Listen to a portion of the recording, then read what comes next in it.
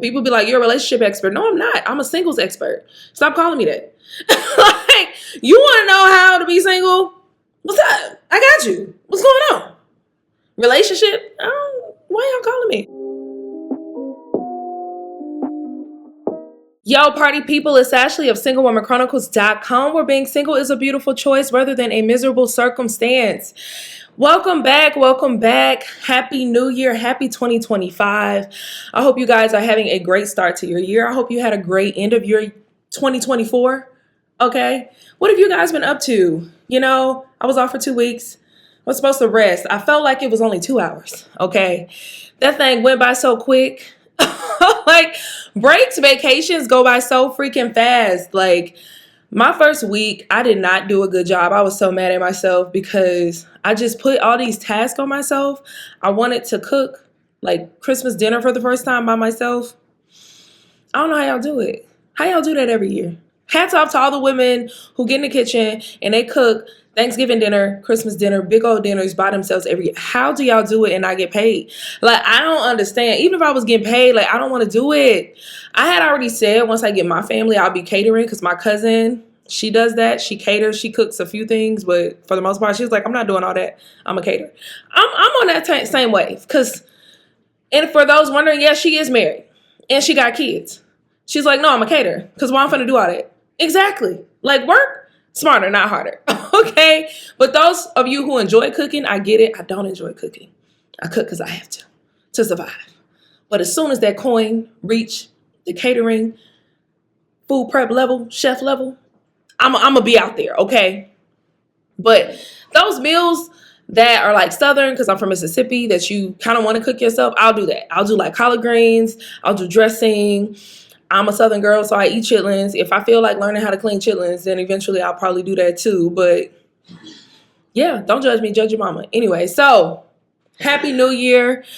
My dog is in the back coughing. I can't get him to stop. I don't know what to tell y'all.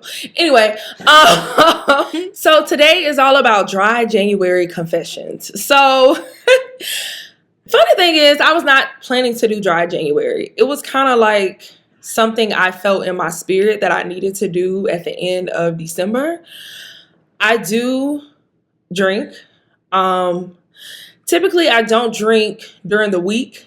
I usually do it on the weekend because one, weight loss fitness goals, because at my age, child, you drink all that, you're going to be fat. You're going to be swollen. And then secondly, just more so, just responsible, during the week. You got to work out in the morning. Like, it's best to just hold that off for the weekend. So just by the end of the year, I was just under so much stress. I was exhausted. I just had so much going on. And I found myself just like overindulging. And I knew I was, because like I was just doing too much. So I realized, yeah, you need to do dry January. And really, it wasn't a spiritual thing for me. It was just more so weight loss, because y'all know around the holidays, you're going to overindulge in sugar and in bad foods. So I felt myself gaining weight. Y'all know I lost weight earlier this year. But my weight loss is not linear. Like, I literally saw the most realistic weight loss journey ever. This girl was talking about a year. So like in January, she started at, I think 200, then she went down to 180. Then the next month it was like 185, and then the next month it was like 187, and then the next month it was like 184, and then the next month it was 190. So like it's like this. So don't beat yourself up. But so I really said I was going to do dry January for weight loss purposes, because when I don't drink, I lose more weight quicker.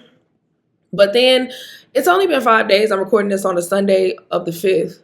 And the way God been speaking to me about these spiritual confessions, I'm finna tell y'all. If I could sing, I'd sing. These are my confessions. Like Usher, y'all, it has been a lot.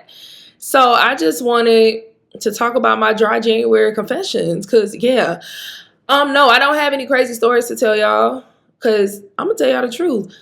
My goal for my 2 weeks off from work and my 2 weeks off from the podcast, as well as my 2 weeks off from even leading Bible study, because I lead Bible study every Wednesday. If you guys want to be a part of this virtual, just hit me up. I'll put y'all down. I just wanted to rest. The first week I did a horrible job and I was very mad at myself because I was like adding stuff to my calendar because my default is to do the most. My default is to say yes to like all of these things. And then by the time they come, I'm like burnt out and overworked, but I already committed. So I got to go. So I was just so mad at myself. But by that Friday of that first week, I was like, yeah, I'm closing my books because I do hair on the side. For that Saturday, I'm not doing nobody hair. Don't nobody talk to me. So for the 4 days, I was a freaking couch potato. And I was so proud of myself for being a couch potato because that's just not something I do. I'm always doing something. Something is always scheduled. So I'm learning how to rest this year, which brings me into my first dry January confession. God has been dealing with me about rest. So I've talked to you guys about like me growing up in survival mode. I've been working since I was 15. I got my first job at 15 cleaning buildings. I grew up in poverty, single mom, 2 kids, struggling. Like I think she had a GED, no college degree, no career, like really out here hustling. That's where I get my grind from, my hustle from my mom, right? So I grew up in poverty. Like we were on public housing. We were on government assistance. So I was hustling to get out of that. So for my whole life, I've been hustling in this survival mindset, feeling like I need to get 2-3 jobs to survive. I need to work hard because that's how you make it. Like that's how you get to the bag, which great to have a work ethic, but it's a horrible way when you are trying to walk at the pace God has you. Because with God wants you to rest in him. He wants you to have a Sabbath. That's why literally he punished the children of Israel because they did not rest. Like God is serious about rest because rest is so important. I got so much more peace and clarity because I rested. I sat down somewhere. We live in a grind culture. Grind culture tires you out. Grind culture puts you in a level of anxiety where you cannot focus. You cannot get the clarity you need to produce. So sometimes you just need to rest. And that's what I did. So God has been dealing with me about rest. So coming out of that, God is like, you need to learn how to take breaks. You need to learn how to stop burning yourself out. You need to learn how to work less but get more. And you do that by trusting in me. I am your provider. You keep trying to provide with your own hands. That's why you do the most. That's why you take clients during the week when you know you're going to be tired the next day. You can't go to the gym the next day. That's why you do all these squeeze in things. That's why like you're doing too much. I need you to rest. So my biggest goal this year is to rest more. So I have set boundaries with myself so that I can rest more. And this is going to require me to work less, which means I'm going to be making less money from my own endeavors. But that gives God the room to bless me how he wants to bless me. So I'm actually excited to see, okay, God, I've listened to you. I've obeyed. I'm resting. How are you going to provide in another way? And I'm excited to see that. It's scary because my default is busy. My default is overworking because that's what I'm used to. I understand the power of rest. I understand the power of just giving it over to God. But when you've been doing this since you were 15, I'm now 35, bruh. That is 20 years of unlearning and undoing. So I'm learning now to rest. So that comes with like pacing. And that's another thing. Like I told y'all, I started a new business and I do this thing. So because I'm good at a lot of things and I'm not like tooting my own horn, but I am like, I can do a lot. You don't know what business venture to kind of lean into, right? But God showed me which business venture to lean into. But I'm like, feeling overwhelmed because I'll do this thing where I'll start it and then I'll be grinding, and then I'll get burnt out with it and I don't want to do the business thing no more. Like it's constantly starting and stopping. And I'm just really sick of that.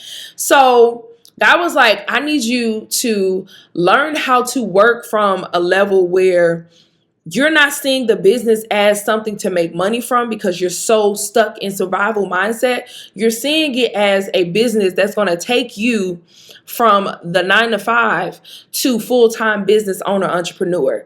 So stop looking at it like that. Start looking at it as how can you add value?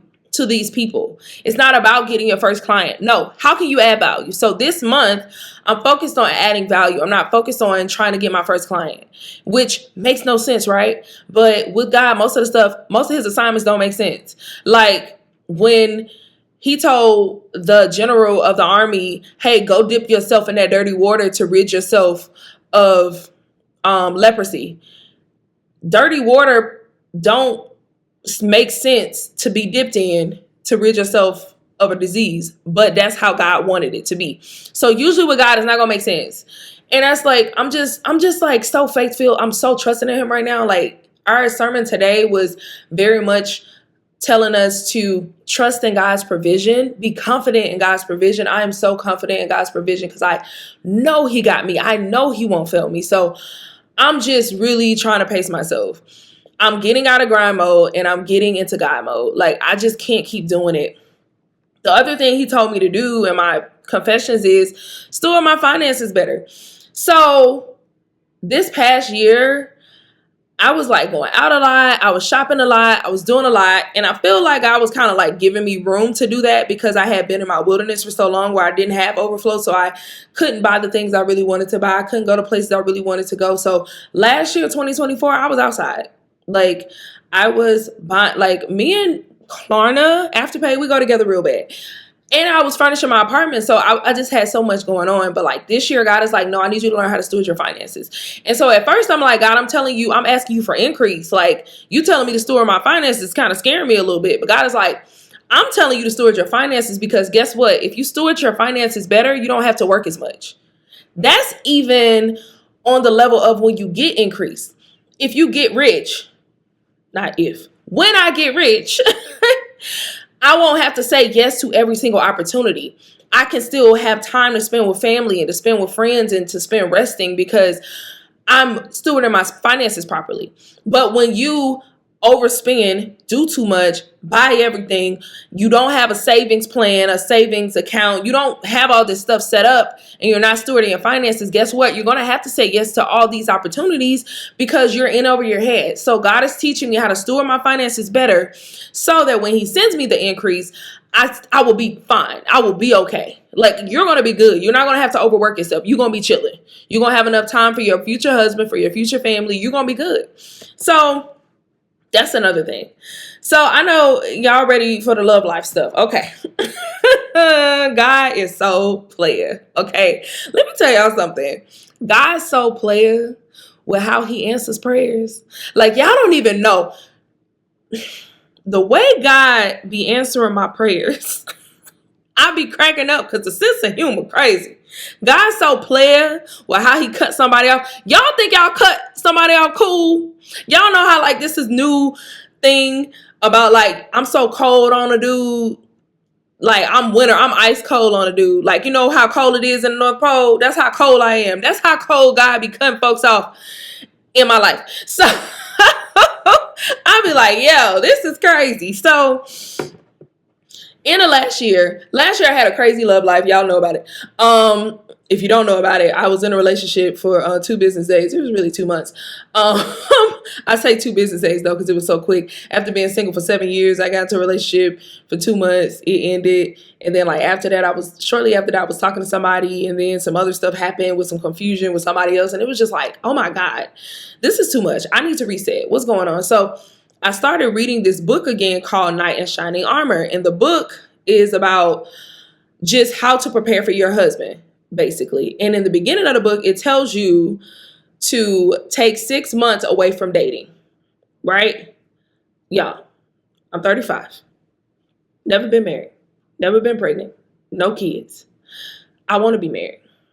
I want at least 1 kid and a possible. I say a possible because it depends on how that first one gonna do me because I don't know. God, what do you mean you want me to not date for 6 months? That don't even make sense. That makes absolutely no sense. What are you talking about? So I'm just like, I hear you, but I'm gonna keep praying about it because I don't think it's you. So whatever, I'm gonna mind my business. So one thing I did identify in my love life was I had an addiction to continuing to date people from my past, even though I knew that it was not benefiting me. So I really took inventory over my love life, and I was like, girl, the last like 5 people you dated was people you recycled from your past. And I know the deep root of that was kind of like this belief inside of me, you never meet anyone new. That always whispers in my ear, and it's like, I don't care if you don't meet nobody new. These jokers from your past don't never work out. Why do you keep entertaining them? Like, you keep doing this. And so New Year's Eve, I went to Change Church, and he said something so powerful. I'm looking for it in my phone. That's why y'all see me. Let me see what he said. He said, you are devoted to destruction. And when he said it, it hit me like a ton of bricks, because he was so right. The reason I say he was right is because I had a pattern of dating guys from the past, 1, and then 2, I had a pattern of going into a relationship or a situation, and I would ask the person like what they want. I would feel like something is off. I know this ain't gonna work. And instead of like cutting it off immediately, I would just keep entertaining it. And then it's like, why did you do that? It was going to end anyway. Yes, I am the cutoff queen. Yes, I love a good block party. But I think a part of me was kind of like giving too much of the benefit of the doubt. Like, I was extending too much grace in the wrong direction or to the wrong people. Because it's like, girl, you know you're not supposed to be talking to them. Like, why is you even doing it? Like, you feel something off. Trust your intuition. Trust your gut. Like, stop playing. So that kept happening. So I'm like, dang, you kind of are devoted to destruction. You think you're dating intentionally, but are you dating as intentionally as you really think you are? Like, I had to be real with myself. Like, that was a real serious question, because I'm like, Ash, if you know you really want marriage and you know that anything else won't do, why do you keep entertaining scenarios that's not leading you to that? Like, why are you entertaining people who are unsure when you are sure that you're sure what you want? Why are you dating people who don't know what they want? That don't make no sense. So I'm like, dang, you low key a little bit devoted to destruction. A little bit, sis. So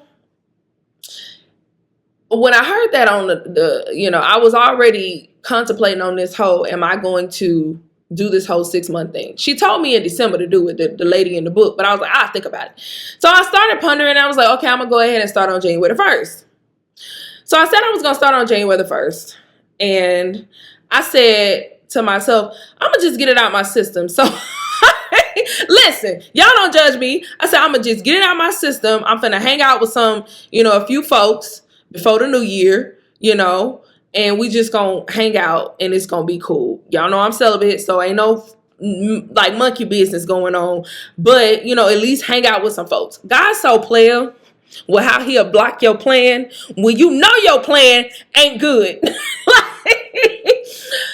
I ain't hang out with nobody how I thought I was gonna hang out with some people. Like, the way he blocked it, y'all, like, I ended up blocking this one guy like tried to like pull up, and that just didn't happen. One dude was acting out of character. Like, I had never seen him act like that. It was so weird, and I just didn't respond to him. So it was just like, wow, God is really player. Then I met someone new. Like the Sunday before New Year's Eve. Met somebody new. So I said, okay, God, he's new, so I don't know. So he invited me to a Hawks game. So I'm like, all right, cool. So I go to the game. The game is great. He's a gentleman. He's dope. We have great conversation. We cracking up. We vibing, right? But then something just seemed off about communication. Like, it really wasn't a click. And so I'm like, dang, January the 1st is like a few days away. Am I supposed to cut this man off? But like, okay, so because I'm like the cutoff queen, I typically know exactly when I'm supposed to cut somebody off, how I'm supposed to cut them off, the essay speech that I'm going to send them when I cut them off. Like, I know all these things, right? But when it came to him, I was unsure. So I'm just like, okay, God, am I supposed to cut this person off? So I'm even asking people like what they think. Like, I asked my best friend, I asked my best friend's dad, I asked like my homegirl who was with me when I met him, like what their opinion is. And so go to the game, and then he ends up inviting me out on New Year's Day. He invites me to lunch. And so I'm like, am I supposed to say yes? So I end up saying yes. Y'all, let me tell you how player God is. So I get up on New Year's Day. I'm meal prepping before he, we supposed to meet up at noon at 12:30. Y'all, that man texted me at 11:30 a.m. and was like, I'm at work. I'm stuck. I'm sorry. Can I make it up to you? Can we reschedule? I'm like, cool, because I didn't want to do nothing anyway on New Year's Day because I went to bed late New Year's Eve. This is great. This is wonderful. I can be a couch potato again. Y'all ain't heard from that man since. I have not heard from that man since. God so player. He cut somebody off. Like, yo. So in the meantime, dealing with my love life, God has been, I think, in this time where I'm just taking a break from dating. I really have to take this one day at a time because it really makes no sense to me. Like, I'm just like, God, why would I did this already? Like, y'all don't know how many moments of my life I've had where I'm like, I'm completely cutting dating off. Like, I'm just not doing it. And to be 35 doing it right now, it just makes no sense to me. But I'm doing it because God said do it. I'm being obedient. But one thing I have noticed is I have a lot of faithlessness when it comes to the area of my love life. And in the area of like truly 10 toes down, believing that God is going to send my husband and he's going to be right and send my husband soon before I feel like it ain't going to happen and I turn into a cougar. Because I make that joke that if I'm not married by 40, I'm turning into a cougar and I'm not touching nothing younger than 30. I mean, nothing older than 30. Between 25 and 30, that's going to be my range. I make that joke all the time, but who says I'm joking? But I have this, I believe, but it's like, God, I believe, but help my unbelief. That's where I'm at with it, because since I started dating at the age of 16, all I've seen is bad. Like, all I've seen is relationships that don't work. Like, I know a lot of y'all can feel me. This is real. Like, all I've had was relationships that ended.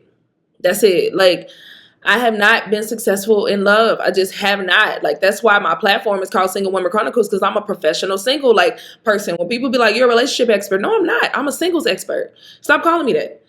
Like, you want to know how to be single? What's up? I got you. What's going on? Relationship? Why y'all calling me? Why did you call? What you calling me for? But I can help you remain hopeful while single. I can help you on what to focus on. I can help you even try to build your career, entrepreneurship. Like, I can help you write books. I can help you with a lot of stuff when it comes to being single and in your bubble. Lose weight, I can help you with that too. I'm not a professional at relationships. Don't call me no relationship expert. That's not what I am. So, yeah. Yeah. So, just being dealt this tough hand at love. Don't get me wrong, I've had relationships that were cool. Like, I can pinpoint a few guys. Like, there's one guy in my mind, I've never been treated as well as him. I think it was just bad timing with him and I. Like, we still cool. We still communicate. I hope. Genuinely, like, you know how people be like, oh, do you wish him well, like your ex? And you say yes, but you really don't mean it. With him, I really mean it. Like, I really want him to get married. I want him to meet a wonderful woman. I want him to have kids. Like, I really want the best for him because he's amazing. I'm working on feeling that way about everybody else. I don't feel like that about everybody, just him.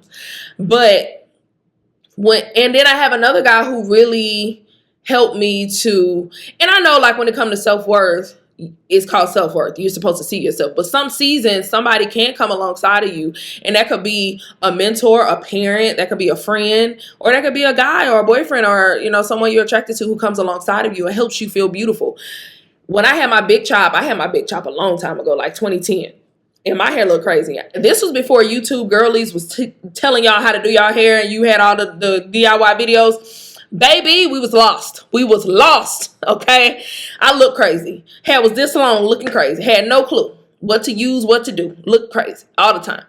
But he was always like, you're beautiful. I like you so much. I love you. Like, he really helped me to see beauty within myself at that time. And, like, because he was so attractive and he was popular, all these girls wanted him. And then it's like, he wanted my little bald-headed self. That's crazy.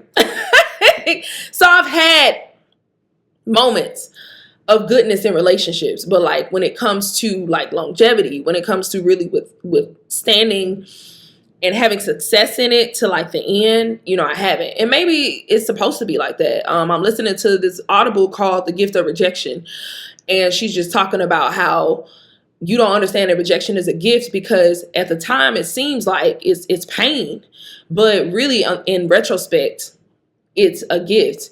And I think it's like, if I would have had success in the past, once I meet my husband, when he comes, like, I'm gonna rephrase this. If the only person I'm supposed to have success with is my husband, why do I care about if I had success in the past?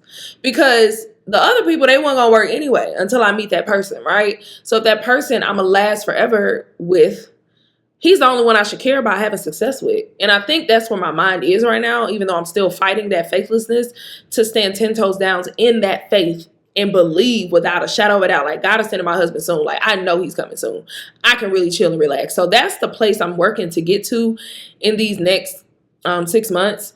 So y'all pray for me. I'm gonna pray for y'all. God's so player on how he cut that dude off, ain't he? That joke was so funny. I'm like, really, God? Thank you, though. Because, like, I had wrote a text. I was even going to cancel the date for New Year's Day, because I'm like, I want to cancel because I really want to start the year off right. I said I was going to start on January the 1st. I'm finna cancel this date. But God was, I was praying, like, God, what should I say? I, like, literally wrote out a text, and the text didn't make sense to me. So I'm not even finna send that. And all of a sudden, that man canceled on me, and I ain't heard from him since. So I think it's beautiful. He probably will reach out, but now he's a no call, no show. So now I cannot respond. Easy peasy. Wonderful. So I hope y'all have some good New Year's resolutions, revelations, confessions. If y'all on dry January like me, let me know. Let me know what's going on. How was y'all New Year's Eve? How's everything going? Okay, well, until next time, like, comment, share, give me 5 stars. If you ain't gonna give me 5 stars, don't give me none. Don't go ruining my score because you want to be rude, okay? All right, y'all, until next time, bye.